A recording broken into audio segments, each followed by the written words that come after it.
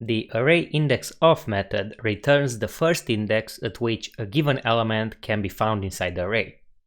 So for example, we have here an array of names. Let's see at what index is Ivan. We can do console.log names.indexOf Ivan. It has to be the same, and you can see here we get index 1. Well, why would you use something like this? Let's say, for example, you want to swap out something from the array, but you first need to know at what index is it. So let's store this in an index. From the console.log, we get the index, and now we can say names index of index will be j.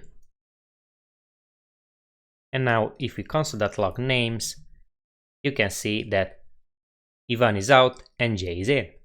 Keep in mind that if you're searching for something inside the array which is not there, for example j, but we don't have j yet, then the index will be -1. So you can do something fun like, let's say, if index is greater than -1, so meaning that it is inside the array starting with index 0, you can console.log yay, we have j. Or otherwise, if it's not inside the array, you can console.log whatever, sad.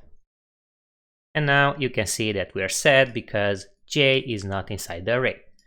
We can add it here at the end, and now look at that, yay, we have j. But what happens if we have, for example, multiple Ivans?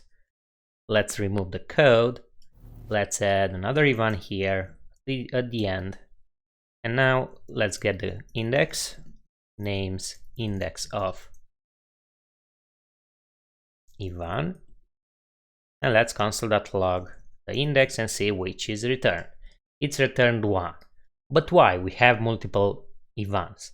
As I said in the beginning, the indexOf method returns the first index of the element it finds inside the array. But we also have the lastIndexOf array method, which, guess what, it will return the last index from the end of the array. So if we're changing this to lastIndexOf, you can see now that the index is 3, 0, 1, 2, 3.